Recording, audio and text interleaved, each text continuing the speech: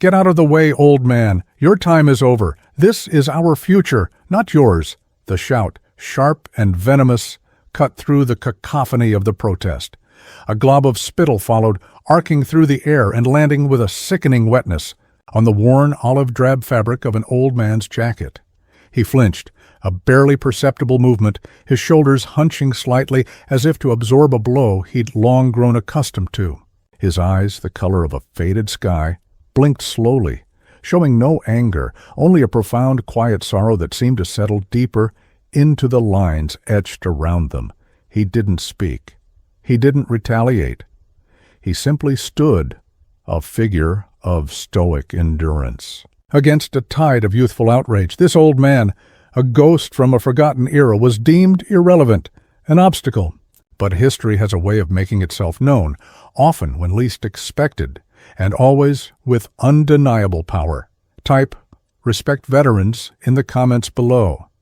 If you believe true heroes walk among us, often unseen and uncelebrated, until the moment their silence is finally broken by the echoes of their valor. His name was Arthur Jenkins, though few in the bustling city square knew it, and even fewer would have cared. At 78, his frame was stooped, his hands gnarled by time and trials unspoken. He lived a life of quiet austerity in a small, sparsely furnished apartment on the city's edge, his days measured by the ticking of an old mantel clock and the meager sustenance of a modest pension. Each morning he would don the same jacket, a threadbare M65 field coat, its olive green faded to a muted, earthy tone, a relic from a lifetime ago. It was more than just clothing. It was a second skin, a silent companion bearing witness to a past he rarely, if ever, spoke of. The park, or rather, the specific Memorial Plaza within it, was his sanctuary. He'd come here for years, long before the recent wave of protests had turned its serene pathways into a stage for discontent. He wasn't here to join them, nor to oppose them. He came seeking a moment of peace, a quiet communion with memories only he could see, only he could hear in the rustle of the leaves in the distant city hum. Today, however, peace was a scarce commodity. The air in the plaza vibrated with a raw, restless energy. Chants rose and fell in rhythmic waves. Signs bobbed like flotsam on a turbulent sea of bodies. Most were young, faces flushed with passion, voices hoarse with conviction. They spoke of injustices, of futures uncertain, of a world they felt was failing them. Arthur, seated on his usual stone bench near a modest, almost overlooked granite plinth, seemed an anachronism. A sepia photograph inadvertently slipped into a brightly colored, chaotic digital slideshow. He watched them, not with judgment, but with a distant, contemplative gaze. He'd seen passion before, heard the cries for change echo through different landscapes, under different skies. He understood the fire in their bellies, even if he didn't understand all their modern grievances. His concern was simpler: the trampling of the carefully tended flower beds, the scrawling of slogans on the memorial stones. This place was sacred, not for what it represented to the city council, but for what it represented to him. A secret sorrow and a silent pride locked deep within his heart. He simply wanted to be left with his thoughts, a silent sentinel at a post only he recognized. The protest swelled, a human tide surging toward the center of the plaza. A splinter group more agitated and aggressive than the main body broke away, their voices louder, their gestures more confrontational. Leading them was a young man, perhaps in his early 20s, with furious eyes and a megaphone clutched in his hand. Let's call him Chad. He radiated a self-assured arrogance, the kind that mistakes volume for validity. His eyes scanned the periphery, seeking targets, or perhaps just an audience for his performative rage. They landed on Arthur. A sneer curled Chad's lip. "Well, well, what have we here, Grandpa?" he bellowed, amplified voice grating. "Come, to relive your glory days? Did you get lost on your way to the bingo hall? Newsflash, old-timer, nobody cares about your forgotten wars or your outdated opinions." A ripple of cruel laughter went through his small band of followers. Arthur didn't react, didn't even look up. His gaze remained fixed on the ground, his hand almost unconsciously drifting to a small, barely discernible rectangular patch on the left breast of his jacket, a spot where the fabric was even more worn than the rest. It was a gesture of habit, like touching a talisman for comfort. Chad, emboldened by Arthur's silence and the sycophantic snickers of his companions, strutted closer. He postured, relishing the attention, the momentary power he felt over this unresisting old man. "Look at this relic," he spat into the megaphone, then tossed it to a friend, preferring the intimacy of his unamplified contempt. "Still wearing his killer costume, are we? Proud of what you did back then, old man? Invading countries, oppressing people? Is that what this jacket represents?" He leaned in, his face inches from Arthur's. Arthur remained still, a stone amidst a raging current. Chad's frustration mounted. He needed a reaction, a spark to ignite his own sense of righteousness. Then, with a sudden, impulsive gesture of pure disdain, he hawked and spat. The projectile landed with precision on the faded fabric of Arthur's left breast, directly over that worn patch. A grotesque mockery of any honor that might have once resided there. A collective gasp, quickly suppressed, came from a few onlookers further away, while Chad's acolytes cheered their leader's audacity. Arthur froze. For a fleeting second, an almost imperceptible tremor ran through him. A universe of pain, of memory, of profound, unspeakable weariness flashed in his faded eyes before the veil of stoic resignation descended once more. Slowly, deliberately, he reached into an inner pocket of the jacket and retrieved a neatly folded clean handkerchief. With painstaking care, Arthur began to dab at the viscous stain on his jacket. His movements were slow, measured, each dab a tiny act of defiance against the indignity, a small ritual of cleansing. The protesters, led by Chad, let out a few more. Jeers then, seeing no further sport to be had from the unresponsive old man, moved on, rejoining the main body of the demonstration, their brief, ugly interlude already fading from their agitated minds. Arthur was left alone on his bench, a solitary figure under the indifferent sky. The plaza buzzed around him, but in his immediate vicinity a pocket of stillness formed. His head was bowed, his shoulders slumped a little further than before. The camera of an unseen observer might have focused on his trembling hand as it clutched the soiled handkerchief, then on the ancient, almost illegible patch on his jacket. It was a simple rectangle of darker material, its original insignia long since worn away by time and countless washings. Yet its outline, its very presence, hinted at something significant, something deliberately preserved. Unseen by Arthur across the plaza, a woman named Sarah, a mid-level city archivist on her lunch break, had witnessed the entire exchange with growing revulsion. She wasn't a hero, just an ordinary citizen with a sense of decency. She recognized the jacket type. She recognized the quiet dignity that refused to be broken. Something clicked in her memory, a half-forgotten detail from an old civic file, a dedication ceremony photo from years past. She pulled out her phone, her fingers flying across the screen as she looked up a number. Then she made a call.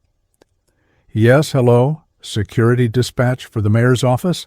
This is Sarah Miller from City Archives. I'm at Jenkins Valor Plaza. Yes, Jenkins Valor. There's a protest, but that's not it. An elderly gentleman, I think he's a veteran, was just assaulted.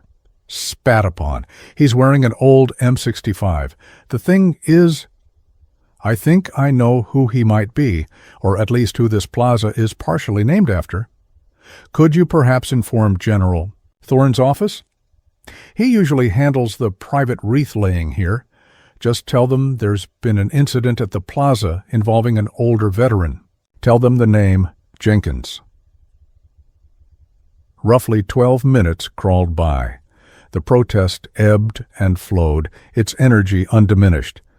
Arthur remained on his bench, the soiled handkerchief now tucked away, the damp spot on his jacket, a dark blemish against the faded green. He looked out over the plaza, his gaze distant, as if seeing far beyond the shouting crowd, into a past only he inhabited.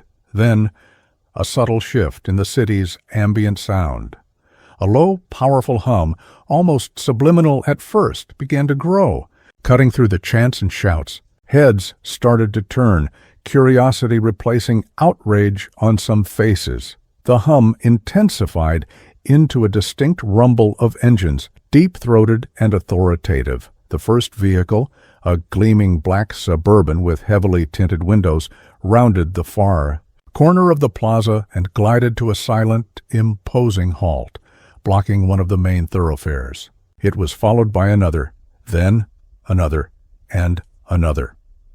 Within 60 seconds, 6 identical black SUVs had formed a precise, intimidating cordon around the entire plaza, their polished surfaces reflecting the startled faces of the protesters. Doors opened with hydraulic hisses, and men in dark, impeccably tailored suits emerged. They wore earpieces, their eyes constantly scanning, their movements economical and purposeful. They didn't draw weapons. They didn't need to. Their very presence radiated an overwhelming, unspoken authority that choked the noise from the crowd. The park police officers, who had been observing the protest with a mixture of boredom and helplessness, now looked utterly bewildered. Then, alarmed, the protest ground to a stunned, uneasy halt. From the rear door of the central SUV, the one positioned directly opposite Arthur's bench, a figure emerged. He was tall, ramrod straight, in his late 50s, wearing a dark gray suit that fit him like a second skin. A small, discreet pin in his lapel, perhaps a stylized eagle or a star, was the only hint of a background that spoke of command. This was General, retired, Marcus Thorne, now a senior advisor on national security matters, a man whose quiet words could move mountains, or, in this case, a convoy of government vehicles. His face was stern, etched with the gravity of his responsibilities. He surveyed the scene with sharp, intelligent eyes, taking in the ring of his security detail, the frozen tableau of protesters, the confused local police.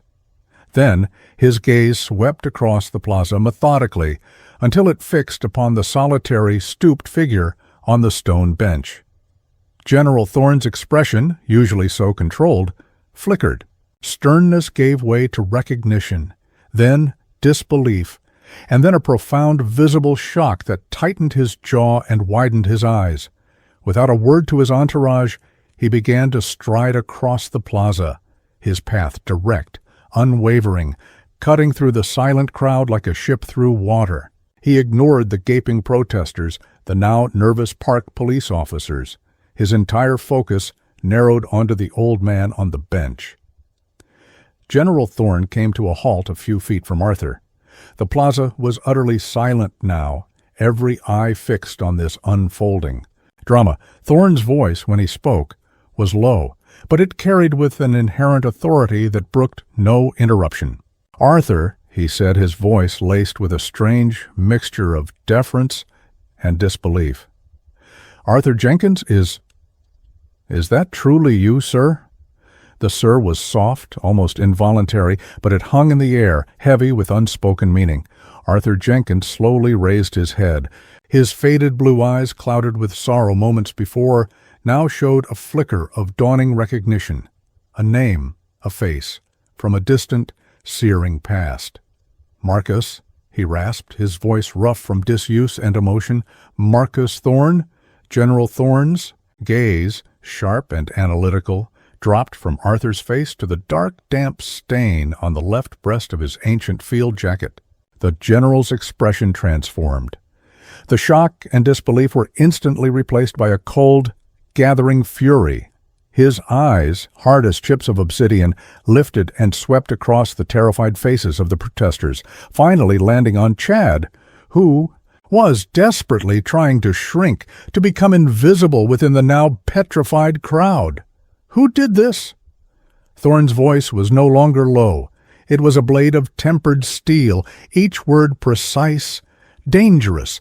Sarah, the archivist, still standing near. The edge of the plaza gave a tiny, almost imperceptible nod toward Chad's group. Thorne's attention snapped back to Arthur. His entire demeanor shifted again. The fury momentarily banked, replaced by an overwhelming wave of respect and dismay. He took a step forward, and then, to the utter astonishment of everyone present, General Marcus Thorne, a man who conferred with presidents and global leaders, dropped to one knee before the old man in the faded jacket. "Colonel Jenkins," he said, his voice thick with emotion, "Sir, I cannot believe this. Forgive me, forgive us all for this appalling indignity." The word colonel resonated through the square like a cannon shot. Protesters exchanged wide-eyed, horrified glances. Chad's face, moments before flushed with belligerent pride, was now chalk white, his jaw slack with terror. Thorne rose, his full height seeming to diminish everyone else in the plaza. He turned, his gaze sweeping over the stunned assembly. "This man," he declared, his voice ringing with a power that commanded absolute attention, his hand gesturing toward Arthur, "is Colonel Arthur Jenkins. He is not some old man. He is not a relic. He is a recipient of the Congressional Medal of Honor." A collective, audible gasp rippled through the crowd. 30 years ago, in a God-forsaken valley that none of you have ever heard of, and whose name you will never know, Colonel Jenkins, then a captain, single-handedly held off an overwhelming enemy assault after our platoon was ambushed. And I, a young terrified lieutenant, was wounded. He saved my life. He saved the lives of 30 other men that day. He dragged me and 2 others to safety under intense fire, then returned to the line. He paused, letting the weight of his words sink in. "This plaza," Thorne's voice rose, sweeping his arm to encompass the entire area, "this very ground you stand on is named the Jenkins Valor Plaza. It was dedicated in his honor, though he was too humble, too deeply scarred by his experiences, to ever allow his full name to be used on the main public dedication. He asked only that it honor the concept of valor itself. He comes here on this date every year for a quiet, private remembrance of the fallen, a tradition he has upheld in solitude for decades." The silence that followed Thorne's words was absolute, a crushing weight that pressed down on every person in the plaza. It was broken only by a few choked sobs emanating from some of the younger protesters who were beginning to grasp the enormity of what had transpired. Chad looked as though he might collapse, his eyes wide with a dawning, sickening horror. "General." Thorne's gaze, like a burning brand, found Chad again.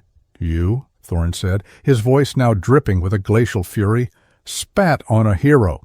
You spat on the sacred symbol of his service, on the very jacket he wore, while demonstrating courage you cannot possibly comprehend. You defiled not just a man, but the memory of sacrifice, the very bedrock of the freedoms that allow you to stand here and spew your ignorance." The park police officers, who had initially looked merely confused, now stood ramrod straight, their faces masks of shame and acute embarrassment. One of them, a sergeant, stepped forward, stammering an apology toward Thorne, who waved him into silence with an imperious flick of his wrist.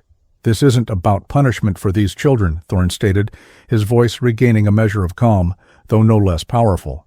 "It's about understanding. It's about respect. It's about recognizing that the history you casually dismiss was paid for in coin you haven't begun to earn." He turned back to Colonel Jenkins, his expression softening once more. "Sir, we're on our way for the annual Quiet Remembrance. My office was informed there might be a presence here today. I never, in my darkest nightmares, imagined this." Arthur Jenkins finally spoke, his voice raspy yet surprisingly firm, carrying a weight of weary wisdom. "It's all right, Marcus. They're young. They don't know." He looked directly at Chad, not with anger, not even with pity, but with a profound, sorrowful understanding. "Son," he said, his voice gentle, "the freedom you have to stand here, to shout, to protest, that freedom was bought and paid for many times over. Learn what you're standing on, and try, just try, to understand who stood before you, so that you could stand here today. Chad, utterly broken, his face streaked with tears of shame and regret, could only manage a choked, unintelligible sob that might have been an apology. He stumbled forward, falling to his knees before the old colonel, words failing him. In the aftermath, a profound shift occurred. The aggressive energy of the protest had completely dissipated, replaced by a heavy, reflective silence. Chad, eventually finding his voice, offered a stammering, heartfelt apology to Colonel Jenkins, his youthful arrogance shattered, replaced by a look of genuine remorse. Several other protesters followed suit, approaching the old man one by one, their words quiet, their eyes filled with a newfound respect and shame. General Thorne, after ensuring Colonel Jenkins was unharmed and composed, offered him a ride in his own vehicle. Arthur, with a gentle smile, politely declined. "Thank you, Marcus," he said softly, "but I'd like to stay a while, finish my visit."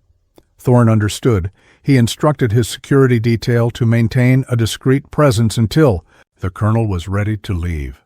The black SUVs remained, silent sentinels guarding not just a plaza, but a living monument to courage. The protesters gradually dispersed, not in anger, but in quiet contemplation. The day's intended message irrevocably altered by an encounter with living history. True heroism, it became clear, often walks in quiet shoes, cloaked in humility, far from the clamor of agitation. Respect is not merely an abstract concept. It is a debt owed to those whose sacrifices have paved our present. The incident served as a stark, painful reminder.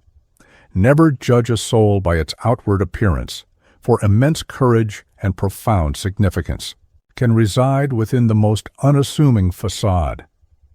The freedoms enjoyed today are built upon the bedrock of sacrifices made yesterday, a truth that must be remembered and honored. Weeks later, a subtle change came to Jenkins Valor Plaza. It seemed cleaner, more respected.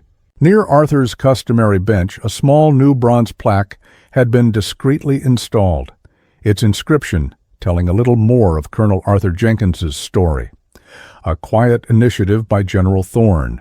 Young people, some of whom might have been at the protest, were occasionally seen pausing to read it, their expressions thoughtful as they glanced toward the old stone bench. Chad, it was rumored, had begun volunteering at a local veteran support center, his weekends spent not in protest but in quiet service, washing dishes, listening to stories. A young man profoundly changed. Colonel Arthur Jenkins still visited his bench in Jenkins Valor Plaza. He still wore the same old, faded M65 field jacket, meticulously clean now, the faint discoloration on its left breast, a permanent, subtle reminder of a day when ignorance clashed with honor, and honor, though silent for so long, ultimately spoke with undeniable clarity. Now, sometimes, a passerby, a student, or even a city worker would catch his eye and offer a small, quiet nod of recognition, a silent acknowledgement of the hero who sat among them. The echoes of valor, once muted, now resonated with a quiet, enduring strength. If you believe that every life holds a story deserving of our deepest respect, and that true worth is often hidden from casual view, subscribe to Hidden Sparks. We share stories that unveil the extraordinary in the ordinary, reminding us all to look closer, listen deeper, and honor the silent heroes who walk among us. Share this story, if it moved you, and let the world know that respect is timeless,